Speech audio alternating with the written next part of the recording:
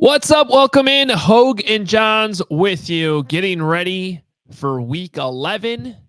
The first time this season the Bears play the division leading, the NFC North leading Detroit Lions. The Lions are no longer the Lions. I was John. just about to say that. What fun is this? Unfortunately, the think- Bears are still the Bears. We were talking about this in the media room yesterday. Like, what do you think the environment is going to be like in Detroit? Loud. Yeah, but like Yeah. this is like their best team that we've seen. Yeah. Seriously. No, I mean, to your Louder point, than usual. yeah, we've covered a lot of games there where there's a lot of apathy. And I was like kind of joking there off the top, but like there's the Lions of the Lions thing. They got out of that. And in all seriousness, the Bears, I can't figure it out. Are the Bears where the Lions were last year at this time? Or like ready to get out of being the Bears and, out of this enormous funk they've been in for a decade plus? Or is this just going to keep continuing? And like, as much as we talk about Justin Fields, and we're about to talk about that, like, this does seem like big picture, important times too, for just the overall direction of this regime and whether they're gonna dig out of it or not. Yeah, we're going to talk to Colton Pouncy from The Athletic about how the Lions did that pretty soon here. I know it's easy to draw some like parallels or look for those parallels, but to get to the Justin Fields conversation, like this doesn't work for Detroit without Jared Goff fighting at home and becoming like a top 10 quarterback for the Lions. It just doesn't. Right. So where does this leave us with Fields? Like, well, I think there's a parallel there, because I have this fear that while Justin Fields and Jared Goff are extremely different quarterbacks, I have this fear that if Justin Fields is not a Chicago Bear next year, he could go on and have a similar resurgence with a different franchise. And if that's the case, let me ask you this, Jahns. If I told you right now, you're Ryan Poles, and I'm a football god, which obviously. A football god, okay. Right, yeah. And Tom Brady. You're Tom Brady. Okay. I'm Tom Brady. I could see the future. And I'm telling you that if you keep Justin Fields, Mr. Poles, he will never become anywhere close to Patrick Mahomes or myself, Tom Brady. But he will basically have the Jared Goff career the rest of the way. Would you take that? Or do you want to go door number 2 or door number 3 with Caleb Williams or officially your guy, Drake May? I think you go door number 2. And I mean this like respectfully of Jared Goff, which is kind of similar with Kirk Cousins. Like, you take those numbers, you take those wins, you take that winning percentage, you take all of that, but there's a reason why the Rams traded him. There's a reason why the Rams won the Super Bowl with Matthew Stafford. Like, isn't that the end goal here? So if that's like the ceiling for Jared Goff, Kirk Cousins, like, very good quarterback, makes the playoffs occasionally, wins a playoff game occasionally, and that's it. Like, it's tempting because the Bears quarterback situation is just flat out stunk over the years. But I think you want a little bit better, right? If I'm Mr. Poles, who won a championship with Mr. Mahomes, that's what I'm thinking about. There's a lot of different avenues you can go down there. I mean, you could also argue that, the Rams, I'm going down Super Bowl lane, though. Like, no, I get it, but the Rams also sold out years and years of draft picks and it cap worked. space. Yeah, but it almost didn't. The Bengals had the ball in a one-score game, and this isn't hand grenades and horseshoes. They won it all, man. I know. I'm just saying they're like the Cubs in 2016. It all worked. They did get the championship, but they were this effing close to it being a catastrophe. Yeah, but they did it. They did do it. So they almost doesn't count for me in a sense because they did it. I know what you're saying. No, I just, it's a fascinating question that honestly I wasn't even planning on asking, but it kind of, that's a tough call. Mm-hmm. Because I know a lot of former Bears, that played in the Lovie Smith era that would say, man, if we had Jared Goff, maybe we win 2 Super Bowls. Just a little bit more stability at quarterback with that defense and those special teams. Now, it's a different era, if we're being honest, but it's interesting to think about it that way. I'll tell you this. I mean, if you told me that he's Jared Goff for the next 2 years, I'm probably keeping him and picking up the 5th-year option and trying to draft, some studs around him for at least the next 2 years. That's a different conversation because I put this in my column today. It's like the Alex Smith situation. You build this offense that goes to the playoffs, that puts up a bunch of points, a bunch of yards, with Pro Bowlers really at every single level, and then then you're done with Alex Smith. You're bringing the younger, better quarterback. So that offense for the Chiefs, which Ryan Poles helped assemble, was ready for something else. They were ready for Patrick Mahomes. Are you suggesting the Lions might go down that road? Ooh, poor Jared Goff. Well, Jared Goff could be the Alex Smith in this thing. Yes. It's the NFL. It could be a ruthless profession, but to have that happen twice in one man's career, it's brutal, but it's the NFL. And it is the NFL. Well, we'll hear from Colton Pouncy here in a little bit to maybe hear his thoughts on that idea. Hopefully you're following us on Twitter at Adam Hoge, at Adam Jahns. Our show account is at Hoge and Jahns. You can get all of our merch, including that shirt that Johnsy's wearing right now, at hogeandjahns.com. And it is official. Justin Fields, I guess it's not official until he's actually out there on the field, but Matt Eberflus saying Justin Fields will get the start this week. Justin Fields spoke to the media yesterday. Everybody's on the same page here. Tyson Bagent goes back to the backup role, and now it becomes somewhat of a 7-game audition for Justin Fields to keep his job. Do you think that idea is fair? That or do you think decisions have already been made? I have this in my column today. One, I think he has to change opinions at Hallis Hall. 2, part of those opinions at Hallis Hall, I think this is the best situation that Justin Fields has walked into in his Chicago Bears tenure. Low bar, I know, but this offensive line is playing well. It's churning out yards on the ground without Justin Fields, so it should even work even better with Justin Fields. You have DJ Moore, Cole Kmet, both top 10 in their positions. This is the best situation Justin Fields has ever been in with the Chicago Bears. Now, what can he do with it? Yeah, to your point, I mean, this is probably the best the offensive line has been. They're as healthy as they've been. The weapons around all healthy except for maybe question mark Khalil Herbert right now. But Deontay Foreman was on the injury report too. Not too worried about that necessarily. I agree with you. And even though, a lot of people still have legitimate questions about Luke Getsy, this is year 2 in an offense that is working a lot better than it ever was that first year that Justin Fields was in, Nagy's system. So, and by the way, on the Luke Getsy thing, you can certainly quibble, and we have, about certain play calls and situations, but the bottom line is that they are a top rushing team. They've been really good. They've been really good on third down, and they've been really good in the red zone.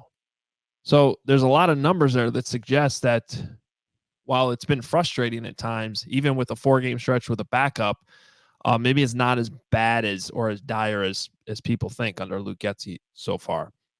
But it is time, and we'll talk a little bit more about some of the Bears stuff and our over-unders later and our 3 big questions. Let's talk about the Lions a little bit. Colton Pouncy covers the Lions for The Athletic. You can follow him on Twitter, and you should be following him, especially this week, for everything from the Lions side at Colton_Pouncy. Colton, what's going on, man? Appreciate you jumping on with us today. Yeah, thanks for having me on, guys. Appreciate it. The Lions are doing pretty well here, and still surprising to me, but it's been a fun team to cover so far. Yeah. It's surprising for all of us. No doubt. we can't go to our go-to joke. The Lions are the Lions. So who are the Lions? I guess, put it this way. We hear so much about Dan Campbell, but maybe take us through what the Lions are doing so well to be 7-2 right Yeah. now. Yeah, the Lions have kind of established their identity, I think, this year. But I mean, if you want to go back to last year, I think you can even do that. The final 10 games there. They said back then they want to be a team that runs the ball, is unapologetic in the decisions they make. They're going to go for it on fourth down. They're going to be aggressive. They're going to punch you in the mouth and, kind of emulate this sort of Dan Campbell style. And I think they've done that so far this season. When you look at the offense, the defense, Dan Campbell's fingerprints are really all over this team. Most recently in the Chargers game, he went for it a bunch on fourth down, including late in that game on a 4th and 2 that basically won it for them. So this Lions team knows who they are. They're confident in the players they have. The offensive line, they feel like they can run it down anyone's throat. With a quarterback like Jared Goff, they feel comfortable with him back there operating the offense. And defensively, they got some young pieces that are, starting to come along and grow. And so it's been this year so far has been everything they've wanted, and the internal growth they've wanted for sure. We were just talking about Jared Goff, and how is he viewed right now in Detroit? I mean, I think from the outside, it's hard not to have a lot of respect for how he's kind of rejuvenated his career and fit what the Lions are doing right now. But I mean, is he considering the Rams went on to win the Super Bowl without him and with Matthew Stafford? Is there faith in Detroit right now that Jared Goff can get the Lions over the hump in the playoffs? Yeah, I think the first step is making the playoffs, which they didn't do last year. And for all the hype they got this offseason, that was sort of in the back of their minds. Like, we weren't good enough last year. So let's, run it back with Jared Goff and see how far he can take us first before we kind of make any decisions. But in terms of what he's done this year, I mean, he's been, nothing short of incredible for them. Brad Holmes said in the offseason that it's easier to get worse at quarterback than it is to get better.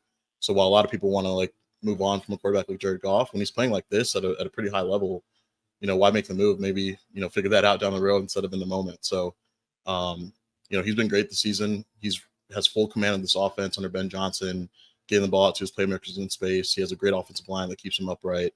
And he's putting up some good numbers. So for an offense that's, second in yards per game and, top 5 in scoring, I think they're pretty comfortable with Jared Goff leading the way. And this is year 1 of their window, they feel. So I think the whole goal is let's get in the playoffs. Let's see how far we can go. And then we'll have that Jared Goff conversation down the road because he is due for an extension in the next couple of years. And I think right now the Lions are kind of trending towards giving him a contract, but they're still trying to evaluate and see what he does from here on out. So right now he's in a good spot though.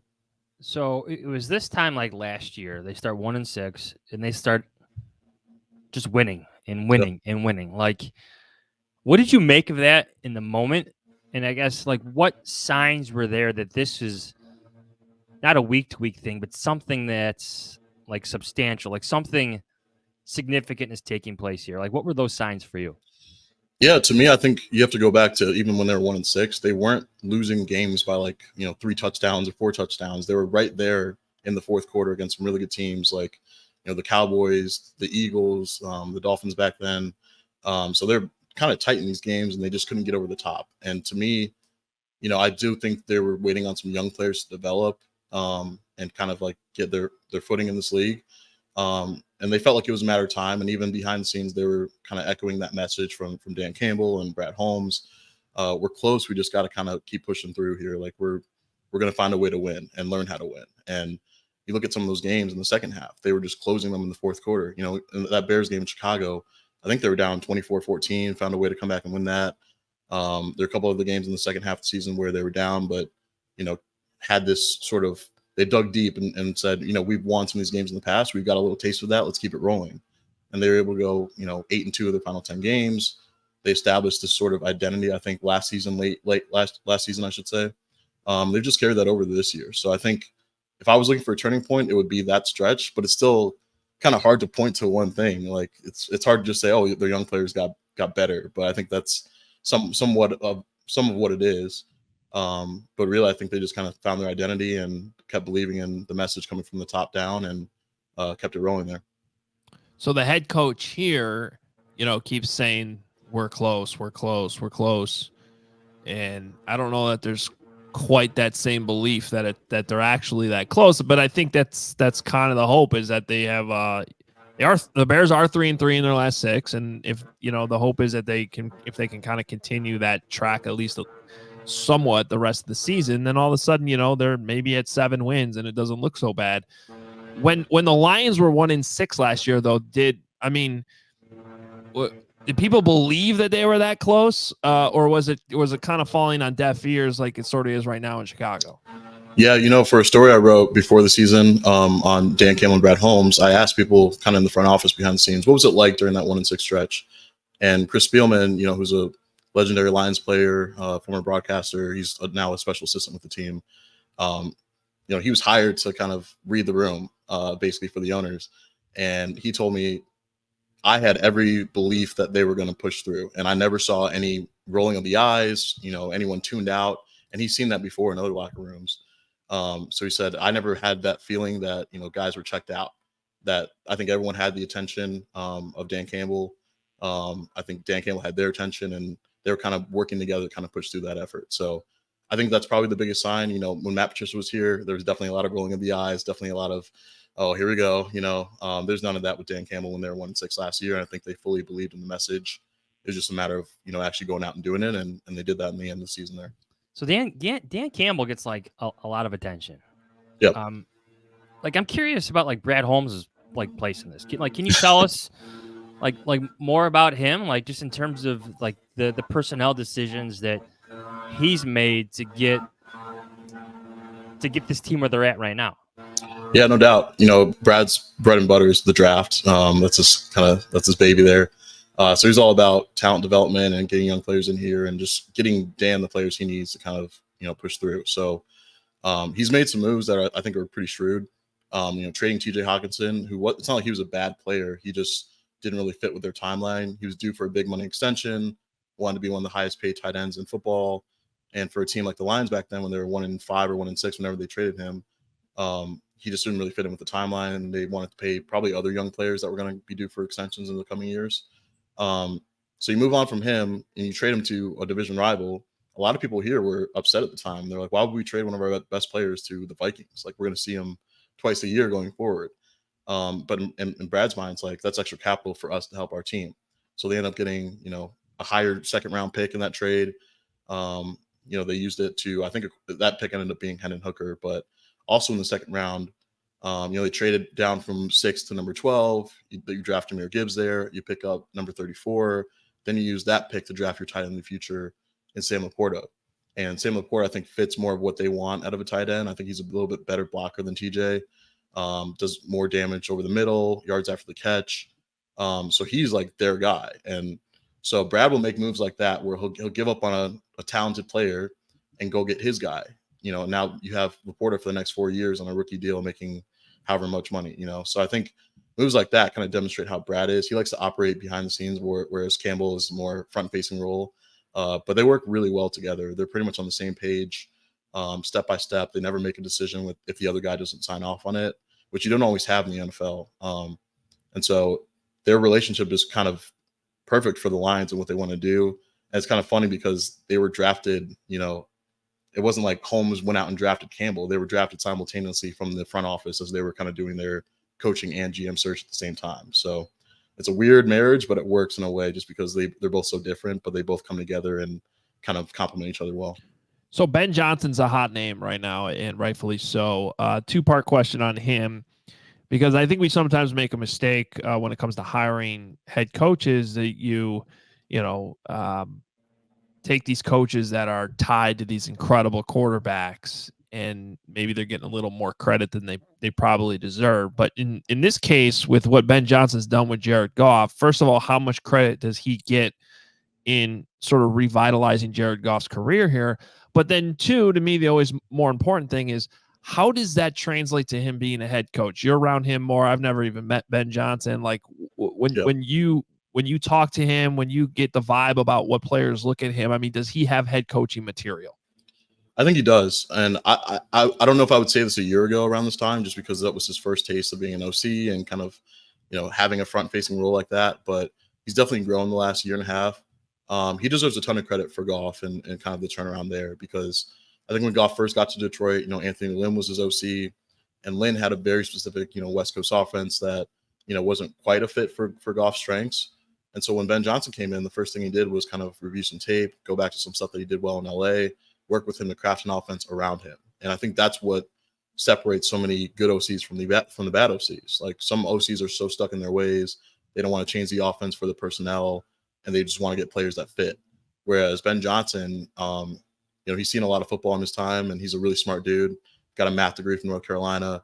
So he's the guy that will say, no, I'll take your player and I'll figure out his best strengths. We'll make it work within the frame of the offense. I think that's what makes him such a special OC. And having the players like he does in Detroit, I think certainly helps, right? The offensive line in place, some skill players like Amon-Ra St. Brown, now David Montgomery and Jahmyr Gibbs. But he's making it work. And I think he does have future head coaching chops, just a matter of, I think, when, not if. How does he use like Montgomery and Gibbs? And I know Montgomery was out for a bit. Though he returned the other game and he had like an 85-yard touchdown run. 75. Yeah. 75. I mean, it's outstanding. Like how does he use both of them? I know Montgomery is more carries, but if you draft the guy in the first round, he's got to see the field. So take us through it. Yeah, this last game against the Chargers was probably the first time we've been able to see both of them be effective in the same game. Early in the season, it was like Gibbs missed some time, so they were kind of leaning on Montgomery. At other times, Montgomery missed some time, and Gibbs was able to step in and do his thing. But they were both back for this Chargers game, and that was sort of the big question out here. How can you get them both going at the same time? And it was a true timeshare. One series they would have Gibbs in there, one series they would have Montgomery in there, and those guys kind of push each other. Montgomery's kind of taking on this big brother role for Jahmyr. So when Jahmyr started off hot and had 2 touchdowns early, Montgomery's like, "Oh, I can't let you get all. I need a touchdown on my own." Talking on the bench like that. And then a couple series later, Montgomery went out there and had a 75-yard touchdown run. So those guys push each other to bring the best out of each other. And I think the way the Lions are using them now, I think it's going to be more of this timeshare role. Dan Campbell said the other day, this is a coach that came from New Orleans, so he was there for Mark Ingram and Alvin Kamara and the 2-back system that they used. So he wanted to bring that over to Detroit and finally got the pieces that he needed in Gibbs now with this draft pick. So he said, I think it's really hard when you're giving one running back all the carries because that's a position that takes a beating, So when you have 2 effective guys that are different and have different set of skills, they can play off each other. You can kind of ride the hot hand if you need to, or mix it up or show a different look. So I think they're very comfortable with the 2 backs they have and went out and got those guys for a reason. Yeah, I was going to say, that falls under what you were talking about earlier with Brad Holmes too. It's not like the Lions running back room was bad, at least not in my opinion. They went out and just totally remade it with somewhat of a pricey contract for David Montgomery. Not terrible, but definitely some money, and then a first-round pick on a running back. Both of those things viewed sort of in the eyes of football are somewhat frowned upon, but it seems to be paying off. Yeah, no doubt. That like you mentioned, that was another shrewd move by Brad there because they had Jamal Williams, who was a fan favorite. Everyone loved him out here, great locker room presence. But I think when you had a chance to get a back like David Montgomery, who's younger, more effective, I think more powerful than even Jamal. I think they felt that was a better investment when you're paying them, especially like Jamal was going to get like $4 or $5 million. You just pay David $6 million. It's only a couple extra mil, so I think they were comfortable paying that. And getting Jahmyr, he's a player that Brad loved. I think Brad said he would have been comfortable taking him at 6 if he stayed there. So that was definitely one of his guys in the draft. And when you see how effective they are together, I think it kind of paints the picture because they have this offensive line in place that they've spent, whether it's first-round picks or money to re-sign these guys. They're in place right now, and they wanted 2 backs that can kind of get to the second level, make guys miss, and kind of do what they're doing now. So the vision's starting to come together, and I think that's what the Lions saw when they went out and added these 2 dudes. They're built well up front, aren't they? They just really in terms, yeah. But that's both sides of the ball, right? Yeah. You look at their defensive line. Aiden Hutchinson is taking a leap. I think one player who I don't think gets enough credit is Ali McNeil, the 3rd-year defensive tackle. He's been incredible. I think his PFF grade, if you're into that, he's I think 7th or 8th overall among defensive tackles. His pressures have gone up. He's been more of a factor as a pass rusher. Really great against the run. The Lions' run defense is 3rd in the NFL right now. I think Aleem has a lot to do with that up the middle. So they're getting there. They're still not quite where they need to be, but they're definitely on the right track there. So how do you view this matchup against the Bears? the Bears do have a little bit of a rest advantage coming off a mini bye. Lions are on the West Coast. Obviously, I mean, pound for pound on the roster, the Lions are the better team. The spread reflects that. But, I mean, how do you view this as a tricky game for the Lions, or or one they'll just take care of? I would not overlook the Bears. I mean, the Lions are coming off an emotional win. You get the late field goal. You're riding high. You're coming back against the Bears team that you've had some success with over the years. You don't want to overlook them. You don't want this to be a trap game. I think Dan Campbell was kind of preaching that. I think there's something dangerous about a team where you got some guys maybe playing for their jobs, whether it's Justin Fields or Eberflus. You never know. So I think with a team like the Bears, it's kind of young and hungry. The Lions were there a year ago. Like these teams are trying to win, trying to be competitive. They're not going to lay over for anyone on the schedule. So I think the Lions probably know that better than most teams, just based on where they were last year and how they dug themselves out of a hole. That all it takes is one or two of these games kind of get on a winning streak here. So definitely on the mind of some players and coaches here in Allen Park.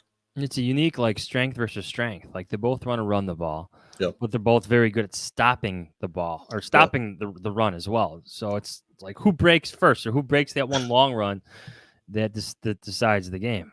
We'll see. Yeah, it's kind of what's going to get first. So it should be fun. Have you made a pick yet?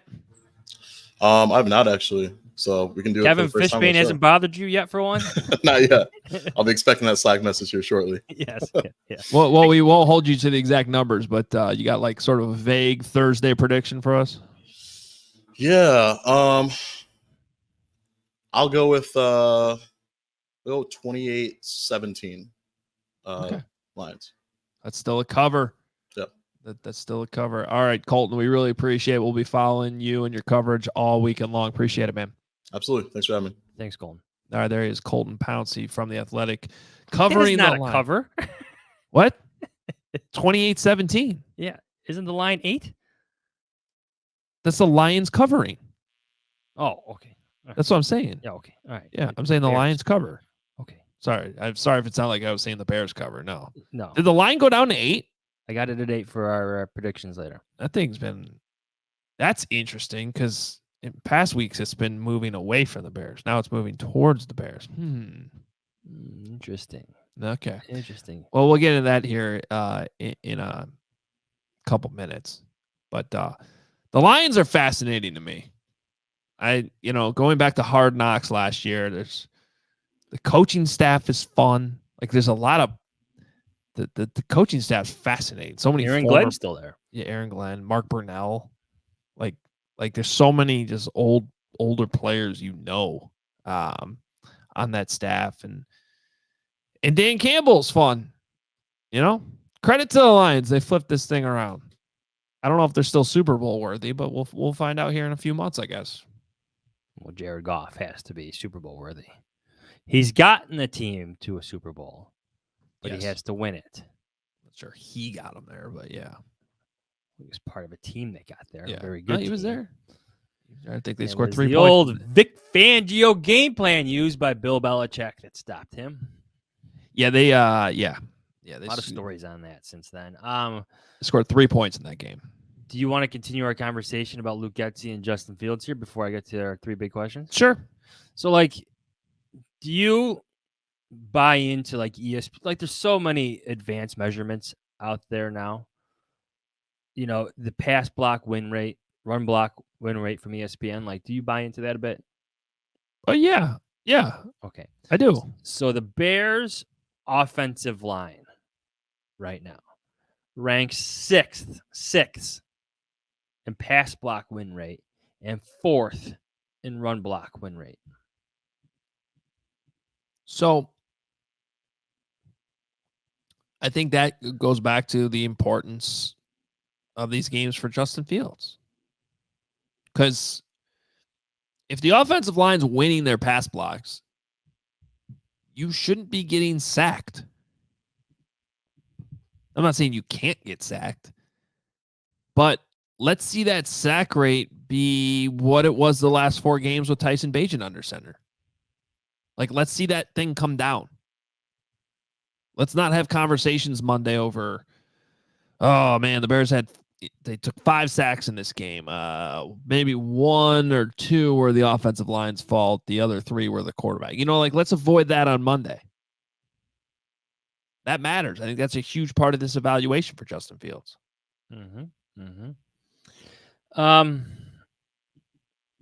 Like I looked at some of the historical stats or career like split stats for Justin Fields. Let me just throw out some other numbers for you. Just things to think about when Matt Eberflus is talking about consistency, like looking for consistency. So Justin Fields' sack rate is 12.9%. Tyson Bagent, 3.4%. Interception rate for Justin Fields, 3.7%. Bagent is actually worse at 4.2%. Completion percentage, Fields, 61.7%. That's 27th in the league, according to Pro Football Reference, among qualified quarterbacks, which also includes Tyson Bagent, who is 17th. So some split stats for you.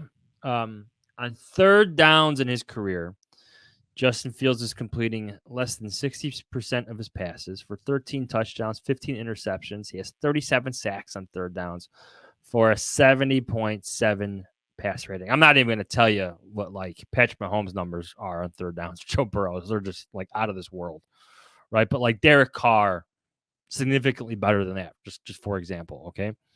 When trailing, Justin Fields is completing 58.8% of his passes, 22 touchdowns, 16 interceptions. Here's the big number. 67 sacks. Yeah. For an 80.2 passer rating. Point is, those are some numbers.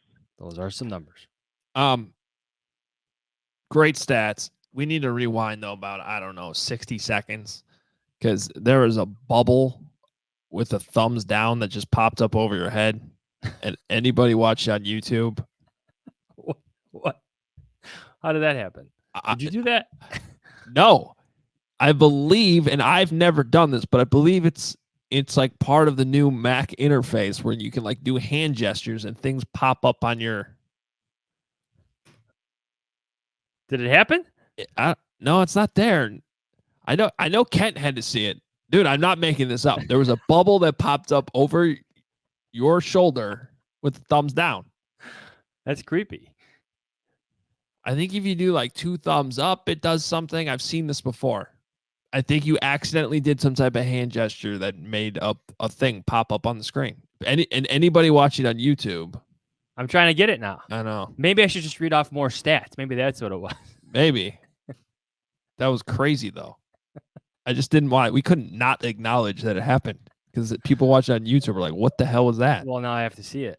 Yeah. Now I have to see it. It's like that one time my son like snuck his face into like the when were we doing like a night show and he like snuck his face into like our shot here and you thought it was a ghost. Oh yeah, that was creepy. Yeah. The memories of post-game episodes. All right. We should get to our 3 big questions. All right, hold on. Let me pull it up. Number 1. If this is the last, I got a typo there, Kent. If this is the last we've seen of Cody Whitehair. Oh, sorry. Let's try this again. Mm-hmm. Is this the last we've seen of Cody Whitehair? Question.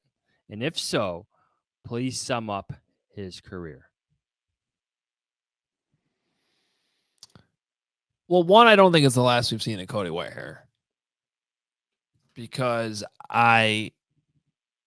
and Kent's putting up a tweet from Kyle Long on the screen right now. Said, Cody Whitehair has played a long time for the Bears. He's played hurt, been moved around back and forth between positions. He never complained once. He's out of the lineup Sunday. Instead of celebrating, how about tipping your cap? I'm sure the guys in the room have. And then, of course, the first response is from some moron on Twitter saying most overpaid Bear of all time, which is just couldn't even be. I mean, that's just so far from the truth. Cody Whitehair, I don't think we've seen the last Cody Whitehair because I think it's just look at the track record of some of these guys. Someone's going to get banged up. Cody Whitehair is going to be back in there. And I agree with that tweet from Kyle Long because Cody Whitehair has been extremely durable. He's been versatile. He's been mostly reliable. The snaps were sometimes a problem, seemed to get worse when he was at center. But when he was at guard, and just the fact that he had that versatility to go back and forth to begin with, like so many other players, eventually time and reps catch up to you. And I think that's what we've seen recently. But if you're going to have some type of take that Cody Whitehair wasn't that good or is extremely overpaid, that's just extreme recency bias.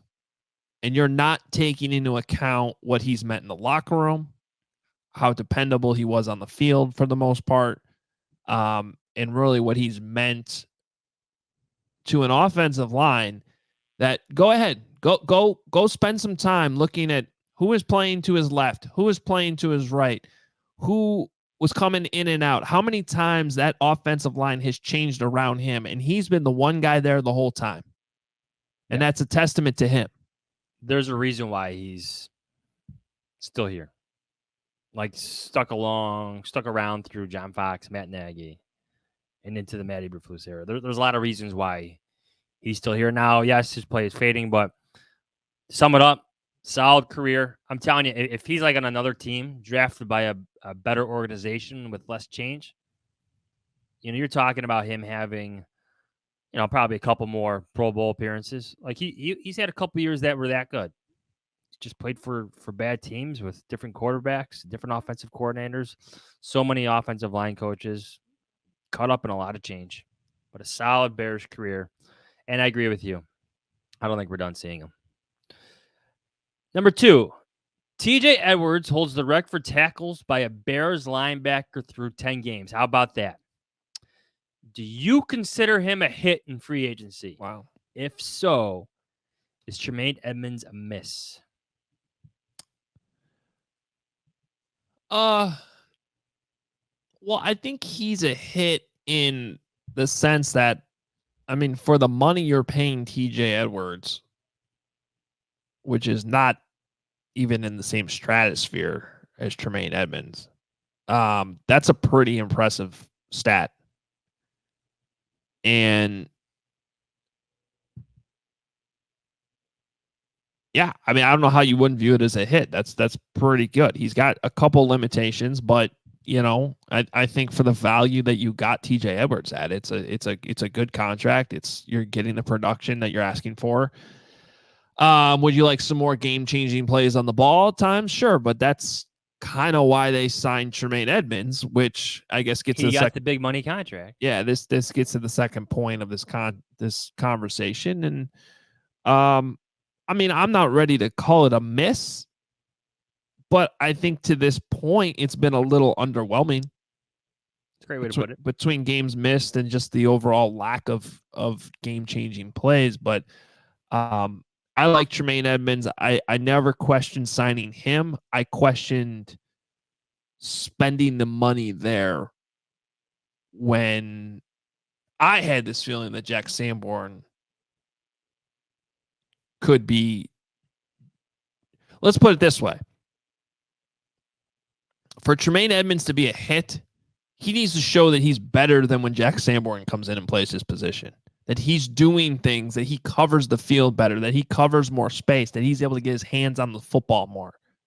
Because otherwise, if it's just coming down to finding the ball and making tackles, Jack Sanborn, quite frankly, has been better. So that's where, when this is all done with Tremaine Edmonds, that's got to be the question that is answered. You want, for that money, that contract, turnovers, takeaways, ball production. Just not there. Now he's not playing. He's injured. But yes, TJ Edwards, local kid, Lake Villa, Lakes High School. He's been a hit so far. Tremaine Edmonds, you want more from. 100% you do. Number 3. Is this a good game for Justin Fields versus the Lions? 62% completion percentage, 231 yards passing, 88.3 passer rating. Those are the averages of all quarterbacks versus the Lions this year. And I'll throw in, let's say, 1 touchdown pass and 2 sacks. No turnovers? Ooh, 1 turnover. I don't think that's enough to prove that he's in a 1-game sample. That's not enough to, as you put it earlier in the podcast, change the minds of some people inside Halas Hall. It's a solid game. It's not an awful game. It's not an awful game, but it's also not a great game. Did the Bears win that game? I mean, that's another part I'd say. There are 2 numbers I'm watching with him. It's his turnover rate and it's his sack rate. If those improve, I think he improves his standing within Halas Hall. Truthfully, I think it's as simple as that. You hear Matt Eberflus praise Tyson Bagent's game against the Carolina Panthers. Not impressive, really, right? But he didn't turn the ball over. When you have a defense playing like they're playing right now, that's extremely important. Limiting negative plays, limiting turnovers. Forget limiting. How about eliminating sacks and eliminating turnovers? That helps you play winning football when your defense will keep you in games. Watching those numbers. Yeah. That's a good, I mean, it's kind of right in the, I don't know, the middle zone of that's like an acceptable stat line, but not exactly what you're looking for, I feel like, right now. That makes sense. All right, over-unders. This is from Ryan. 3.5 times they show Tyson Bagent on the sideline. I'm going way over. Yeah, I'd say over. Over. I mean, you're getting like 10 plus. 10? I don't know. You'll get like the random ones where it's just like you're focusing on Fields. Yeah. Tyson Bagent's right next to him. You'll get at least 2 or 3 where they show Tyson Bagent's numbers. Okay, well, if you're counting that, then yes. I mean, I'm still going to take the over, but I think it'll be like maybe 4 times that they go ISO. Okay, on ISO. Bagent. Yes, then 4. Yeah. I'm still taking the over. This is from Henry Rowan Gardner. Isn't that the name of the pitcher from Rookie of the Year? The year? Yeah. So I don't think this is a real name here, but I like this one. Oh, it's him. It's him. That's him. It's definitely him. The Yeah. actor or some AI version of the Rookie of the Year kid. No, that's a real. This is not an actor. That's a real kid. He really played for the Cubs. Yeah, they wish. Number of broadcast close-ups on Fields' thumb. I think you get. He's got 2.5. I'm going under. Thomas Ian Nichols. Thomas Ian Nichols is the name of that actor. He was also in American Pie. Yes, he was. He was like the first American Pie. Like he was a bigger storyline, and he kind of faded into like not major storylines. Remember that? Well, look, he went from pitching for the Cubs to like being a drunk high school teenager. Yeah. I mean, the arc there wasn't. He was going downhill. It's crazy. I'm gonna go over. Yeah, I mean they're gonna zoom in on that thumb a lot, especially if he's shaking it at all. Oh, okay. Yes, feeling it out. Yeah, I did find it disconcerting a little bit that he said it wasn't 100%, that he still feels some pain. Yeah, not good. We'll see. It's football. This is from our friend of the show, Mason West. David Montgomery. Angry revenge runs for 10 plus yards. I like this. 2.5. I'm going under. Yeah, I'm going to say under. The Bears' run defense has been pretty good. I do think the way that that's phrased, I'm going under. I like the way it's phrased. David Montgomery, angry revenge runs. But if you said over under 30 plus yard run, a half, I think I take the over on that. Like, I do think he breaks off one big run in this game. But does he get 3 runs over 10? I'm going to take the under. I think you get at least 5 or 6 examples of like, oh, that is an angry revenge run. Yeah. Where he's breaking tackles, he's spinning out of them like he does. Violent stiff arms, just a violent run. Like, oh, that's an angry revenge run. I really like the phrasing of that. Angry revenge run. Well done, Mason. Well Yeah, done. I like that. good. Like that a lot. This is from Dustin. Montez Sweat sacks over under 1.5. I'm going under. I'm calling this sack though. He's getting 1. Yeah, we keep saying that, but he hasn't had one yet.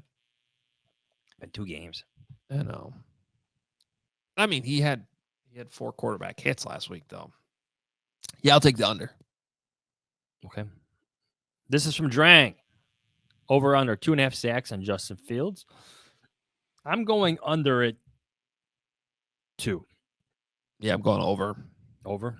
Yeah. Oh, if it's over, then the game's over. Like you're talking like way over 3, 4. Yeah, well, way over is not. Well, 3 would just be over. I don't know about way over. I look, Aiden Hutchinson's good. He's going to get a sack or 2. It's a solid D line, and I just don't trust until I see it. I don't trust Justin get rid of the ball Okay. fast enough. There's a large sample size, so it shows he's probably going to get sacked 3 times in this game. Yeah, you're probably right. Very high sack rate. This is from Billy. Number of tricks up Eberflus's sleeve this week, set at 2.5. We got some things up our sleeve, so. This is where we have it. We have. I think we have different definitions of what's up the sleeve, right? Well, I think defense. Right. Everyone thinks like like a blitz is sleeve flickers. Yeah, he thinks a blitz is a trick up his sleeve. Yes, absolutely.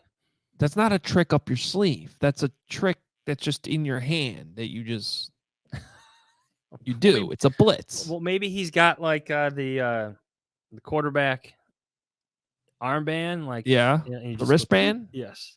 Okay. Ooh, which trick am I gonna do here? I do think he's gonna have some tricks for Jared Goff. He's gonna get after him a bit. Maybe some Vic Fangio like patience in terms of showing their coverages. You think Jared Goff's having a good day? Look at your face. You think Jared Goff's going for 105 passer rating? Look, if we're going the Eberflus definition of tricks, then I'm gonna say over. But I want to see let's see a fake punt. How about that trick? Ooh, okay. How about that trick? There was someone asked over under on Adam Hoge special teams mentions on the post game podcast, and all I did was respond to that one with like a Michael Scott gif of just frustration. The punt return, Bears special teams has been solid, but the punt return game needs to. You want some tricks? What's up, tricks? Let's go. Okay, maybe an onside kick. When I covered that Duke North Carolina game, I saw a fake punt. Who ran it? Duke. And it worked? Yeah. They had to do everything they could to stay in the game with Drake May. Yeah. Oregon, I think, ran the best fake I've seen all year. It was earlier in the year, I think week 2 or something. How about, does this qualify as a trick for Matt Eberflus?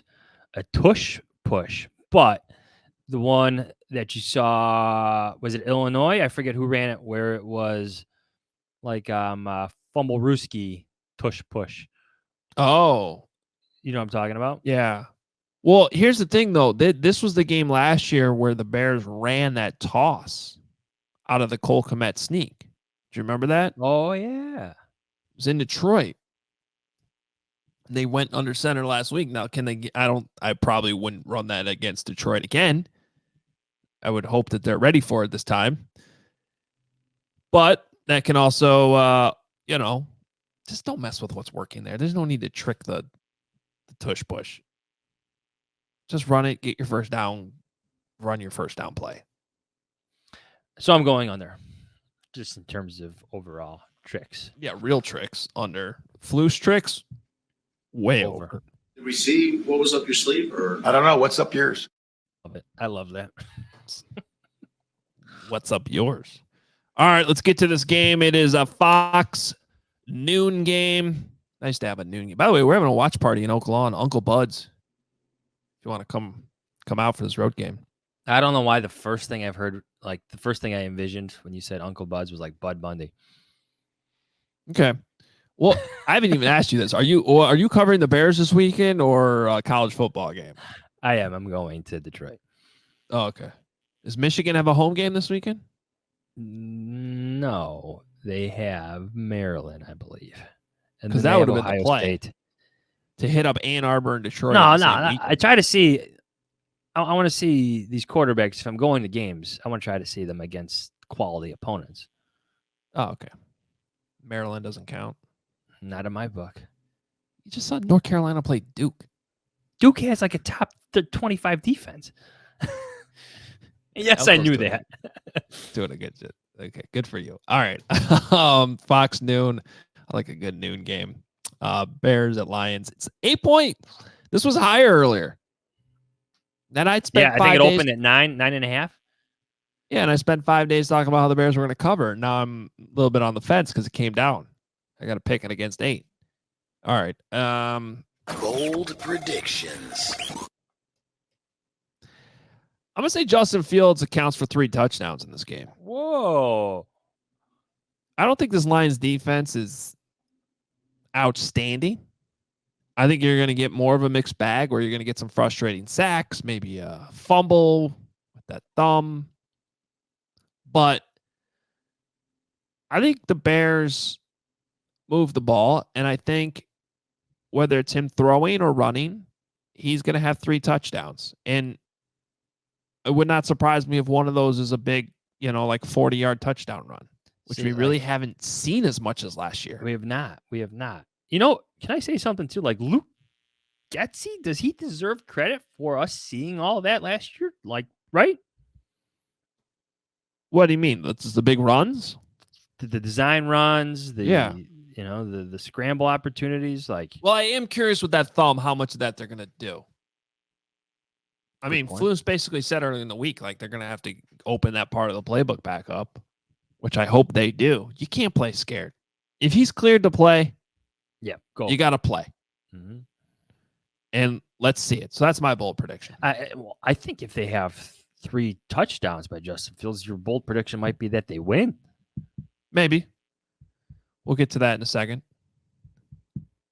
What's your bold prediction? My bold prediction. What's up yours? Does this qualify as bold? Like, I think the Bears offensive line and the Bears run game produces more rushing yards. I'm talking about just the backs. Okay. Run for more yards than the Detroit backs.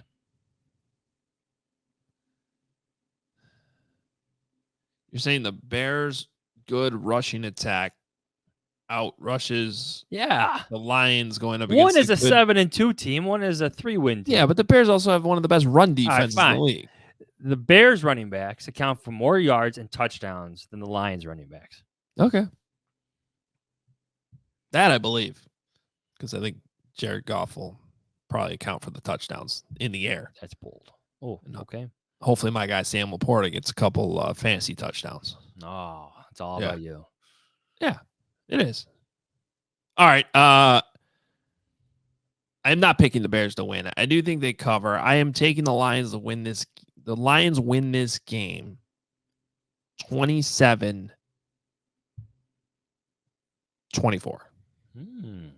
And I've just been debating all morning, basically, am I throwing that extra field goal in there or not? Is it 27-21? Is it 27-24? But either way, that's a cover for the Bears. I'm going with a cover for the Bears. 23-16 Lions. I think you see more field goals and touchdowns. I do think the Bears will be able to run the ball. I'm just interested to see what Justin Fields is able to do in a loud environment in his first game back with a busted thumb. Okay. There it is. No one here picking the Bears to win. I think there is someone out there in the Bears media group that's picking the Bears this week, by the way. Ooh. And I think his name is Herb Howard. Really? Okay. Yeah. We'll see if anyone else. And if that happens, that qualifies for like a Kyle Long-like scream from some type of player. Ha! Adam Johns. only person in the Bears media that day to pick them against the heavily favored Vikings. Was it Monday Night Football where they just ran all over them? Yep. That was a good call by you. I don't make many anymore. It's been a while. All right, let's get to some of these other games. Is there a preference either way to having the hot guy coming from your backside or in front of you? Still embarrassing. Thursday night. We got a Thursday night game we're talking about. Prime Video. 7:15. Bengals at Ravens. The primetime slate this weekend is legit. Yeah, about time. And it starts tonight. Must-win game for the Bengals. Ravens coming off a bad loss to the Browns. Ravens favored by 3.5. I'm going Bengals with the outright win. Wow. Win. Buying everything they're doing. And I think they're just going to get better. Well, the Bengals have won 4 straight before they lost to the Texans. Both these teams coming off bad losses, but I think the Bengals are a little bit more desperate. Yeah, I agree with you. I'm gonna take the bet. I don't know if they win, but I think they do cover that 3.5. I think the 3.5 is a little bit too high. So I will also take the Bengals. Fox noon. Still my favorite. I think they found that corner, by the way. I don't know if you can still say that. Fox noon. This is going up against the Bears game. Chargers are headed to Green Bay. In classic Chargers fashion, they had to return their allotment of tickets because they couldn't send enough Chargers fans to Lambeau Field. So Packer fans got a little extra, some single game tickets that went on sale yesterday, I saw. So Packers Jordan, 3-point underdogs at home. Jordan Love this year, he has completed 58.7% of his passes, 2,009 passing yards, 14 touchdowns, 10 interceptions. I just lost all his stats. Hang tight. Point is, those are some numbers. 80.5 passer rating, 46.5 QBR. Sack numbers are only at 19, so not bad. Their offensive line is still pretty good. But, yeah, not good. Not good. Give me Justin Herbert. Yeah, Packers suck. Chargers are hard to trust, but I'll take the Chargers. I don't feel good about it. I'd probably stay away from this game in real life, but for the pick, I'm taking. Stay away from it like Chargers fans. Yeah, exactly. I don't like that it's at 3. The dreaded 3 right there. But whatever. Excuse my French, absolutely. Fox, noon. Giants at Commanders. This is the new first pick watch, by the way. I was going to say, why are we doing this game? Because according to the Athletics' latest projection model, it's the Giants, not the Panthers, who are projected to have the first pick. Yeah, but the Giants don't have the Bears don't have the Giants pick. Well, I think if the Giants have the first pick, I think that changes conversations a bit for the Bears. No? Yeah. Well, anyway, the Cowboys are at the Panthers this weekend. The Panthers are changing play callers again. Well, Cowboys win that one. Yeah, the Cowboys win, so we don't have to. I guess that's why we're. How about the Commanders? 8.5-point favorites over the Giants. I think you shouldn't be favored by 8.5 against anybody. The Giants are awful, though. Yeah. And you know they're eyeing quarterbacks now. I'm I'm going to take the Giants to cover, but they're losing. I do. I am taking the Giants to cover too, but I don't like it at all. I mean, they're really struggling to score right now. Tommy DeVito. Went to Illinois, right? You did? Okay. Culture, history, spaghetti. These are the things of a boot country called Italia. Hello, I'm Joe Romano of Romano Tours. For 2 generations, my family has provided high-quality tours of Italy to people from all over the world, but mostly Long Island and Jersey. Every once in a while, we got to give a shout out to our guy, Joe Romano. The Former original producer. producer. Yes. You know, I ran into Joe on the street outside one of our tailgates earlier this season. Really? I was walking to the tailgate. He was not going to the tailgate, but he was headed to Soldier Field. And, yeah, it's good to see Joe. Still listens all the time. Joey Jojo. We got a Sunday night game, NBC 720. This is the Vikings at the Broncos. Josh Dobbs. Back-to-back primetime games here for Mr. Dobbs. He's going Sunday night into Monday night next week against the Bears. Broncos suddenly kind of interesting. Big win over the Bills on Monday Night Football. They turn it around. They got a home game here. The Broncos are 2.5-point favorites against the Vikings. Do you know that Russell Wilson has 18 touchdown passes? Numbers are solid. His numbers are really good. 104 passer rating. He's cooking. He's cooking. He's simmering. Yeah. He's simmering. I am taking. I'll take the Broncos to cover. I think they win by a field goal. They've been a fun team to see. Although the Vikings just might be a decently strong team.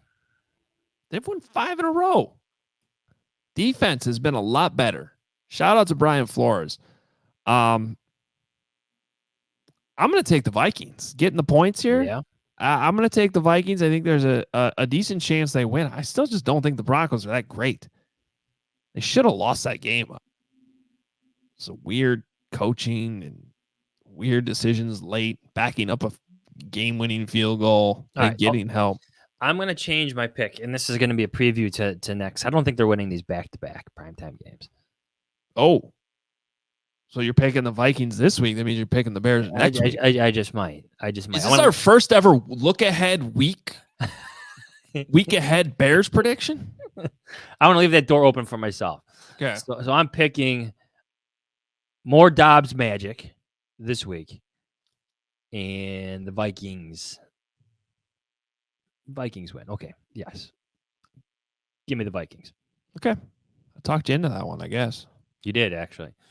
How's everyone doing? This is Nick Foles. Just entered the meeting. Nick Foles played for both of these teams. Monday Night Football, ABC and ESPN, 7:15. The Eagles head to Kansas City, one of the best games of the year. Monday night, Chiefs, 2.5-point favorites. You just know how this is going to play out, right? The Eagles are going to look good for like 3 quarters, but they settle for too many field goals and not touchdowns. And then here comes Patrick Mahomes. Yeah. Well, and don't we have the Andy Reid bye week stat here? Oh, yeah. Doesn't he never? Didn't this? Do I have to look? Didn't they lose this? I feel like he lost one recently. Was that last year, or am I making this up? I know what you're talking about, though, in terms of his success. Come on, no one's got a story on this week. Google is failing Adam Hoge at the Yeah, moment. Google is failing Adam Hoge right now. All right. Well, screw that stat. Really, because I can't find it right now. I'm taking the Chiefs. I'm going to get some points here. I'm going to take the Eagles. Do they win? Little bit of a revenge game here, coming off the Super Bowl, wanting to prove that they can win. The Chiefs' offense this year has just not been a well-oiled machine. I mean, you brought up Russell Wilson's numbers. I don't know if it's still the case, but at one point he was outpacing Patrick Mahomes. Oh, the Mahomes numbers are down by Mahomes' numbers. That's what I mean. There's all, I don't know. Travis Kelce spending too much time with Taylor Swift. Good for him, by the way. That's not a thing. I know that's not a thing. Can you really? No. My wife is doing fantasy football for the first time ever. And we weren't supposed to help.